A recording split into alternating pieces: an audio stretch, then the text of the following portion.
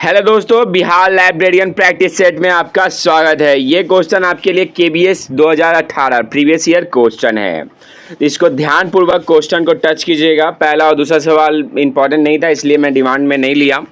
चलिए इंपॉर्टेंट आज का पहला सवाल करते हैं। वीडियो को लाइक करते हुए प्रैक्टिस सेट है आपके लिए, जरूर दीजिएगा। ये केबीएस में 2018 में आ चुका है, बार बार मैं बोल रहा हूँ ध्यानपूर्वक। तो चलिए स्टार्ट करते हैं क्लास को। क्या है क्वेश्चन? पुस्तकालय कि डिमांड एंड सप्लाई का सिद्धांत से कौन जुड़ा है? बहुत ही महत्वपूर्ण क्वेश्चन है। ये रिपीटेड क्वेश्चन है, मैं बार बार बोल रहा हूँ कि ये रिपीटेड क्वेश्चन है। ये बिहार लाइब्रेरियन में आने की बहुत ही 100% चांसेस रखता है। डिमांड एंड सप्लाई का सिद्धांत किसने दिया था? बहुत ही महत्वपूर्ण क्वेश्चन रहेगा आपके लिए। चलिए इसका आंसर होगा बी, होगा मैक कॉल्विन होगा। केबीएस का प्रीवियस ईयर क्वेश्चन है। वीडियो को शेयर और लाइक जरूर करते रहिएगा। मैक कॉल्विन होगा इसका आंसर। डिमांड एंड सप्लाई का सिद्धांत मैक कॉल्विन ने दिया था। चलिए अब आगे बढ़ते हैं, नेक्स्ट क्वेश्चन पे आते हैं। फोर्थ क्वेश्चन क्या बोल रहा है कि फोर्थ क्वेश्चन आपके लिए कि निम्नलिखित में से कौन सा द्वितीय स्रोत नहीं है? द्वितीय स्रोत नहीं है, स्रोत भी आपका जानना अनिवार्य है खास तौर पे। और फोर्थ का आंसर होगा आपका, फोर्थ का आंसर होगा सी, शोध प्रबंधन होगा। शोध प्रबंधन होगा, ठीक है, इसका आंसर सी होगा।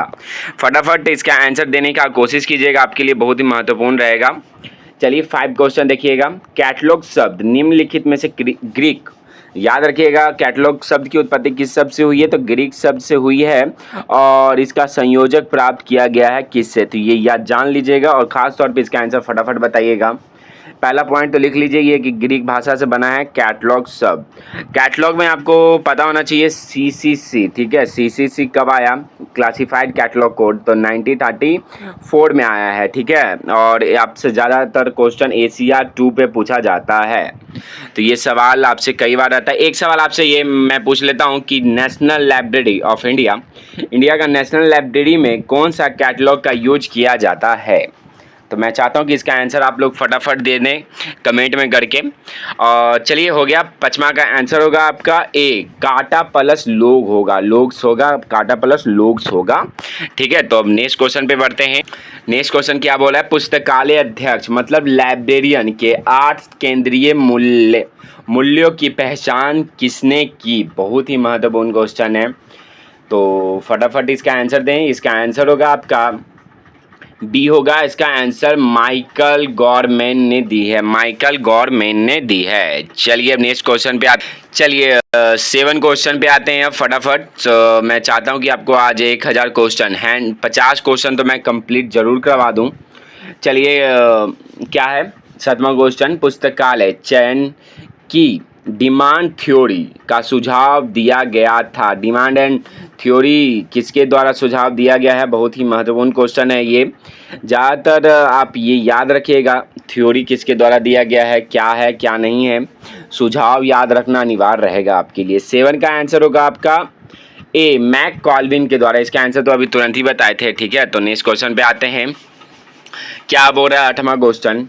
वीडियो को मैं चाहता हूं कि शेयर जरूर करें, क्योंकि आपके लिए इतना मैं मेहनत कर रहा हूं मात्र फ्री में आपके लिए। ये सब इंपॉर्टेंट क्वेश्चन आपको पैसा लगाना पड़ेगा, मैं फ्री में आपको प्रोवाइड कर रहा हूं। तो मैं चाहता हूं कि आप इसका वीडियो को शेयर और लाइक जरूर करते चले। चलिए आगे बढ़ते हैं। 8 क्वेश्चन क्या बोल रहा है?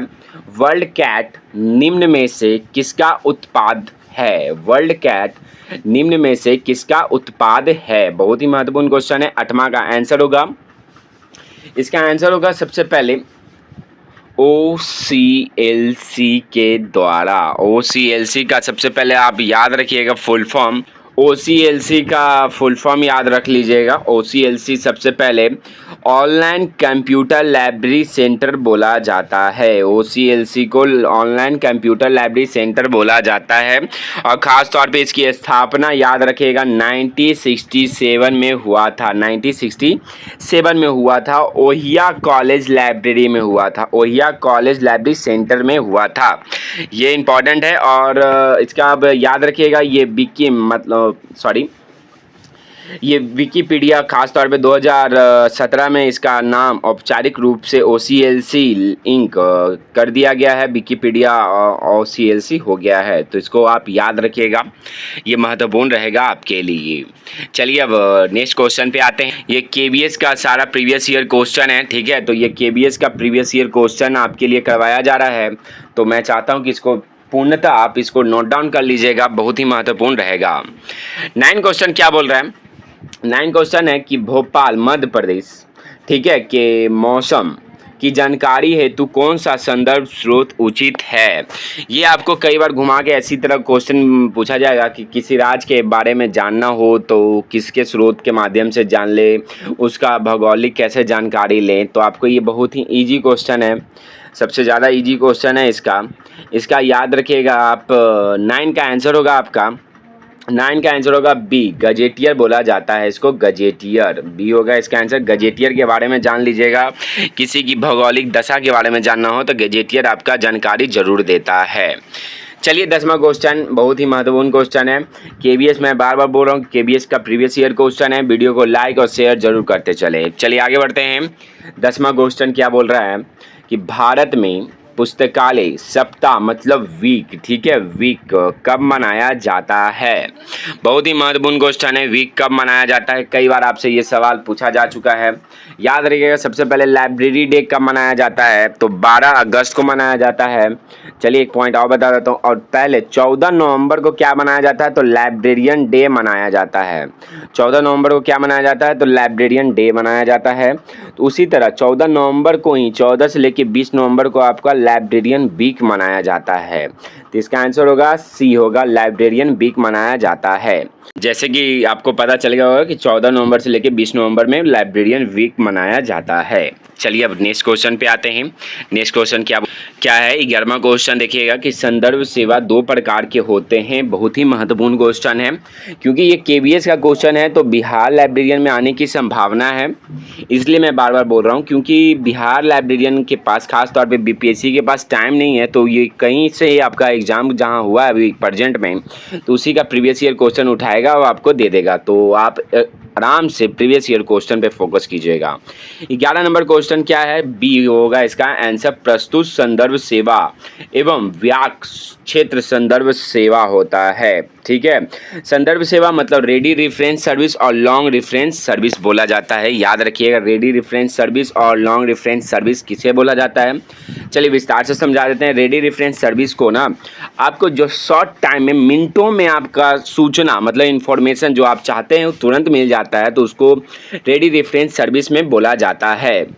और लॉन्ग रेफरेंस सर्विस में आपको वक्त लगता है, खास तौर पे इसमें रिसर्चर्स लोग आते हैं खास तौर पे इंफॉर्मेशन लेने के लिए, तो उनको लंबा समय टाइम देना पड़ता है, तो उनके लिए लॉन्ग रेफरेंस सर्विस के अकॉर्डिंग लिया जाता है, ठीक है। तो और 12 क्वेश्चन एक बहुत ही इजी क्वेश्चन है, बहुत ही इजी क्वेश्चन। बार बार मैं बोलता हूँ कि भारतीय राष्ट्रीय ग्रंथालय जनता के लिए कब खोला गया, तो आपको पता होना चाहिए। इसका आंसर फटाफट आप कमेंट में करके, जैसे कि इसका आंसर होगा आपका 1 फरवरी 1953 में, 1 फरवरी 1953 में होगा, ठीक है। तो चलिए अब नेक्स्ट क्वेश्चन पे आते हैं। लेन का पूरा नाम क्या है? लेन का पूरा नाम क्या है? 18 का क्वेश्चन का आंसर बताएं।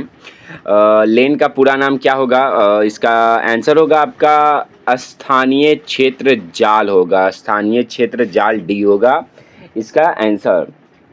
मैं बार बार बोल रहा हूँ कि बहुत लोग नोटिस का वेट कर रहे हैं, अभी भी नोटिस का वेट कर रहे हैं, तो बहुत ही पछताएंगे, क्योंकि राजस्थान के लोग खासतौर पे बिहार लाइब्रेरियन के साथ एक बड़ा दुख की बात है कि डोमिसाइल लागू नहीं हो रहा है। तो बहुत ही दुखी की बात है कि जितना भी आप सोच रहे हैं कि 6500 वैकेंसी हो या 7000 वैकेंसी, बहुत ही दुख की बात है कि नहीं होने वाला।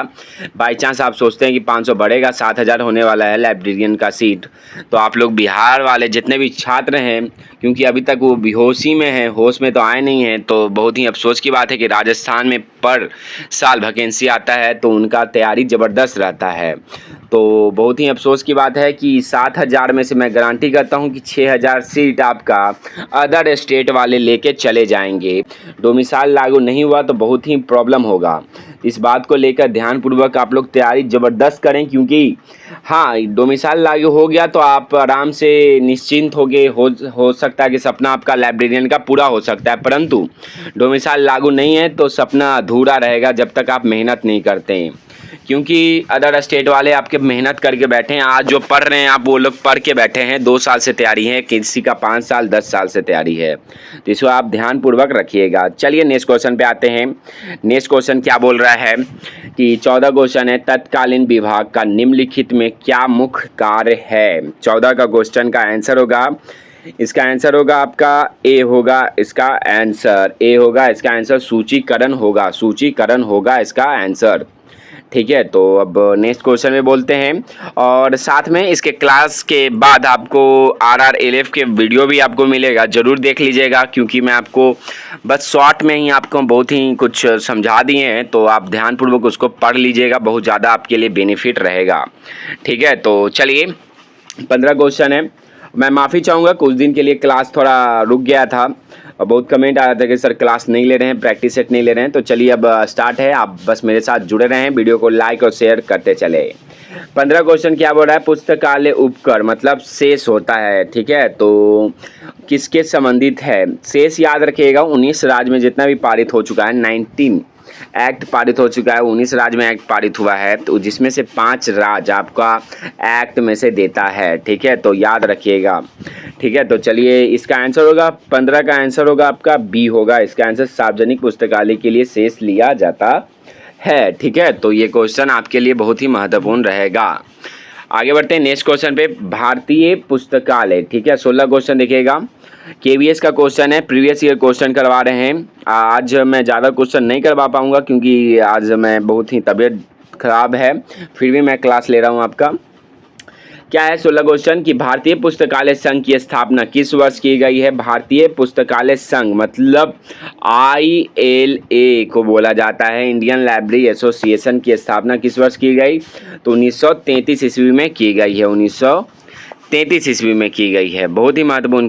सीधे आप 18 क्वेश्चन पे आते हैं, सीधे आप देखिएगा न्यूयॉर्क चार्जिंग सिस्टम, बहुत ही न्यूयॉर्क चार्जिंग सिस्टम कब किस वर्ष हुआ, तो ये बहुत ही महत्वपूर्ण क्वेश्चन है। न्यूयॉर्क चार्जिंग सिस्टम एक Brown charging system Nina Brown के द्वारा बनाया गया है, तो उसे आप याद रखिएगा। न्यूयॉर्क चार्जिंग सिस्टम 18 का आंसर होगा आपका सी, 1900 ईस्वी में बना है, 90 ईस्वी में बना है। न्यूयॉर्क चार्जिंग कब बना है, तो 1900 में बना है। चलिए अब नेक्स्ट क्वेश्चन पे आते हैं।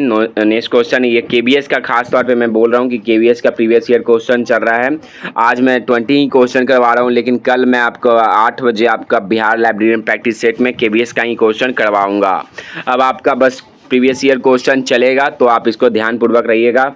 डेलनेट का मुख्यालय कहाँ है, डेलनेट का सबसे पहले आप फुल फॉर्म याद रखिएगा, और जो जानते हैं डेलनेट का तो वो कमेंट में करके ज़रूर बताएं डेलनेट का फुल फॉर्म क्या होगा। 19 का आंसर होगा आपका, 19 का आंसर बी होगा, इसका आंसर दिल्ली में है। और ख़ास तौर पे इसको याद, सच में मैं चाहता हूँ कि कमेंट में करके ज़रूर बताएं आप लोग। द्विबिंदु वर्गीकरण कोलन क्लासिफिकेशन के अनुसार एक्स को जाना जाता है, एक्स को जाना जाता है। जैसे कि हम आपको मेन क्लास, आपको ख़ास तौर पे मेन क्लास हम आपको 26 मेन क्लास बता चुका हूँ, तो मुझे उम्मीद है कि आप लोग इसको पढ़ चुके होंगे, नहीं पढ़े हैं तो जाके ज़रूर देखिएगा। इसका आंसर अर्थशास्त्र से जाना जाता है। मेन क्लास अनिवार्य है आपको जानना, क्योंकि मेन क्लास आपसे कई बार पूछा जाएगा। ये KVS में पूछा जा चुका है, तो आपसे हो सके तो बिहार लाइब्रेरियन में भी पूछा जाएगा। और ख़ास तौर पे इसके बाद आपको RRLF के बारे में विस्तार से समझाया जा रहा है, आप लोग ज़रूर उसको नोट डाउन कर लीजिएगा। ठीक है, तो और जो बचा है KVS का प्रीवियस ईयर क्वेश्चन मैं ज़रूर करवाऊंगा। कल आपको 8 बजे फिर मिलेगा प्रीवियस ईयर क्वेश्चन। क्या बोला है सबसे पहले, RRLF का फुल फॉर्म याद रखिएगा, राजा राम मोहन राय लाइब्रेरी फाउंडेशन बोला जाता है। ठीक है, तो इसकी स्थापना सबको पता होगा कि 1972 ईस्वी में हुआ था। ठीक है, तो इसके पहले आपको एक कहानी मैं बता देता हूँ कि इनका जन्म 200 वर्ष, कभी सवाल हो सके तो पूछ भी देगा कि 200 वर्ष पूरा जन्मदिन होने के पश्चात इनका 22 मई 1772 ईस्वी में इनका जन्म हुआ था। उसी के अकॉर्डिंग 1972 में, मतलब कितना साल हो गया, 200 वर्ष बाद इनका स्थापना किया गया, RRLF का स्थापना किया गया है।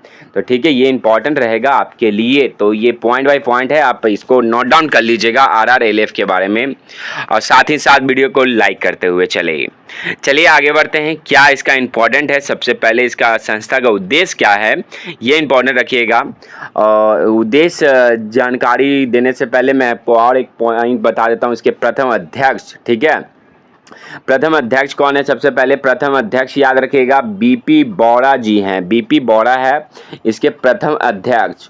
लेकिन और एक पॉइंट, ये 2 पॉइंट हो गया आपका। तीसरा पॉइंट देखिएगा, बहुत ही महत्वपूर्ण क्वेश्चन है, सीधे पूछेगा कि प्रथम अध्यक्ष कौन है, तो आपको बताना पड़ेगा BP बोरा जी हैं। तो इम्पॉर्टेंट रहेगा आपके लिए, पहले अध्यक्ष याद रखिएगा। हर एक चीज़ जितना भी आपका खास तौर पे संघ है उसका इम्पॉर्टेंट आपको याद रखना है कि अध्यक्ष कौन है।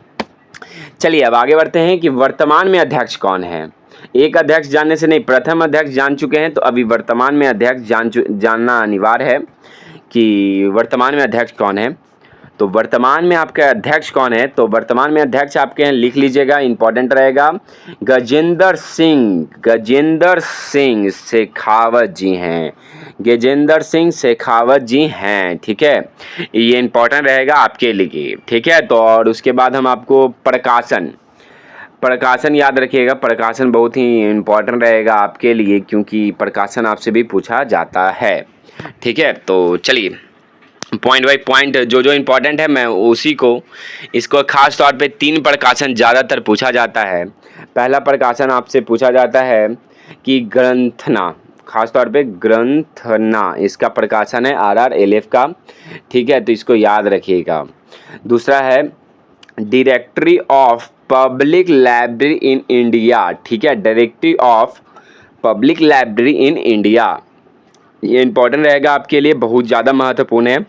चलिए इसके बाद अब आपको अवार्ड बताते हैं। अवार्ड बताने से पहले मैं आपको बता देता हूं कि वीडियो को लाइक ज़रूर कीजिएगा और शेयर ज़रूर कीजिएगा। जिनको स्पेशल पॉइंट बाय पॉइंट बताना है, ये जितना भी शेयर कीजिएगा मेरे लिए धन्यवाद है, क्योंकि मैं आपको फ्री में ही मैं YouTube पे सारा कुछ प्रोवाइड करवा रहा हूँ। चलिए अवार्ड जान लेते हैं, अवार्ड क्या है। अवार्ड, एक अवार्ड ज़्यादातर पूछा जाता है, ये KBS NBS और रिपीटेड है क्वेश्चन, कि best state central library award मिलता है RRLF के द्वारा। बेस्ट स्टेट, ठीक है, best state central library award मिलता है आपका RRLF के द्वारा मिलता है। ठीक है, तो ये RRLF का ये सबसे ज़्यादा महत्वपूर्ण पॉइंट था, जो आपसे रिपीटेड क्वेश्चन है। जितना भी मैं बता रहा हूँ ये रिपीटेड क्वेश्चन है, बार बार ये पूछा जा चुका है। KBS में देख सकते हैं, NBS में भी देख सकते हैं। ठीक है, तो भी मैं पॉइंट बाय पॉइंट बता चुका हूँ। BPSC में भी आपसे पूछा जाएगा, स्टेट भी होगा, तो इसी क्वेश्चन में घुमा के पूछ दिया जाएगा। चलिए अब आगे बढ़ते हैं नेक्स्ट क्वेश्चन पे। RRLF के कुछ जानकारी ले लेते हैं कि इसका उद्देश्य क्या है। सबसे पहले इसका उद्देश्य क्या है, तो इम्पॉर्टेंट है पहला पॉइंट, राज्य सरकारों। ये पॉइंट आप मत लिखिए, तो कोई ज़रूरत नहीं है। जितना मैं अभी फ़िलहाल बताया हूँ, प्रकाशन, अवार्ड और अध्यक्ष, वो लिखना अनिवार्य रहेगा आपके लिए। राज्य सरकारों के सहयोग से भारत में सार्वजनिक पुस्तकालय के प्रगति की योजना बनाकर पुस्तकालय आंदोलन को बढ़ावा देना है। और एक पॉइंट मैं सीधे बोल देता हूँ, इसको सार्वजनिक पुस्तकालय के लिए ध्यान बनाया गया है ज़्यादातर। सार्वजनिक पुस्तकालय का मतलब है कि इसको सार्वजनिक पुस्तकालय में ये वित्त मतलब पैसा उपलब्ध करवाता है। आपसे कई बार सवाल में पूछा जाएगा कि कैसे प्रोवाइड करता है। कई बार आप सवाल में देखते होंगे कि खास तौर पे आपका रहता है कि RRLF के द्वारा विकासशील लाइब्रेरी में, खास तौर पे विकासशील लाइब्रेरी में कितना पैसा देना पड़ता है, विकसित लाइब्रेरी में कितना देना रहता है, और उत्तर पूर्व लाइब्रेरी में कितना पैसा देता है, ये भी इम्पोर्टेंट रहेगा आपके लिए। तो जान लीजिए, सबसे पहले 50-50 आपका रहता है, विकसित लाइब्रेरी में रहता है। ठीक है, विकासशील में आपका रहता है 60-40 का बराबर रहता है। ठीक है, और ख़ास तौर पे उत्तर, जैसे बिहार आप ख़ास तौर पे रख लीजिएगा, जैसे जहाँ पर डेवलप ज़्यादा नहीं हुआ लाइब्रेरी, उसके लिए वो देता है 90.10, ठीक है। तो ये इम्पोर्टेंट रहेगा आपके लिए। चलिए अब इसका पॉइंट बाय पॉइंट मैं, जैसे कि मैं आपको बता दिए, वो सारा का सारा इम्पोर्टेंट है, आपसे क्वेश्चन घुमा घुमा के पूछा जाएगा। तो चलिए आगे विस्तार से समझते हैं। वीडियो को शेयर और लाइक, बस मैं चाहता हूँ कि फ्री में इतना मैं आपको प्रोवाइड करवा रहा हूँ, मैं बस चाहता हूँ कि लाइक ज़रूर करें। चलिए क्या है दूसरा पॉइंट इसका, कि दूसरा पॉइंट देखिएगा तो ग्रामीण जनता तथा पौड़ में अध्ययन प्रवृत्ति जागृत करना है। मेन इम्पॉर्टेंट है कि हर जगह लाइब्रेरी को विकास करना, सार्वजनिक पुस्तकालय मतलब पब्लिक लाइब्रेरी को ज़्यादा इस्टेब्लिश करने पे ज़्यादा फोकस किया जाता है। जैसे कि आप ये पॉइंट 5 देख सकते हैं, राज्य सरकार द्वारा गठित स्टेट लाइब्रेरी प्लानिंग कमेटी के माध्यम से सार्वजनिक पुस्तकालय में अनुदान देना। अनुदान मतलब आपको समझ में आता होगा, ठीक है। तो चलिए हम नेक्स्ट क्वेश्चन पे आते हैं। और आपके पास अब टाइम नहीं है, बहुत लोग का मैं जैसे अब कुछ देर पहले ही नोटिस न्यूज़ बताया था पेपर के अकॉर्डिंग कि अब आप लोग के पास टाइम नहीं है, बीपीएससी बता चुका था। तो बहुत लोग कमेंट आ रहा था कि सर आप लोग वहाँ काम करते हैं क्या, कैसे पता चला। नोटिस के बाद आप लोग तैयारी कीजिएगा, तो उम्मीद मत लगाइए कि आप लाइब्रेरियन का सपना पूरा होगा, ठीक है। जो सच है, क्योंकि लगे हुए लोग हैं पहले से ही, और आप वैकेंसी का नोटिफिकेशन का इंतज़ार करने के बाद लगिएगा तो आपका सपना अधूरा ही रह जाएगा। इसलिए मैं बार बार रिक्वेस्ट करता हूं कि आप लोग प्लीज़ पढ़ाई पे फोकस करें। चलिए आपके लिए एक इम्पॉर्टेंट और मैं बता देता हूँ कि national policy on library and information system का प्रारूप तैयार किया गया था, जिसके आधार पर भारत सरकार संस्कृति विभाग द्वारा एक ड्राफ्ट पॉलिसी स्टेटमेंट जारी किया गया था। किसके द्वारा, तो डॉक्टर पी.वी. चट्टोपाध्याय की अध्यक्षता में किया गया था 1986 ईस्वी में, 1986 ईस्वी में। जो इम्पोर्टेंट था मैं प्रकाशन भी बता दिया, मैं बस पॉइंट वाइज इसलिए बताया हूँ क्योंकि आपको आने की संभावना है एग्ज़ाम में। चलिए वीडियो को ज़्यादा से ज़्यादा शेयर कीजिएगा, लाइक कीजिएगा। आज के लिए इतना ही, धन्यवाद। फिर मिलते हैं नेक्स्ट वीडियो में।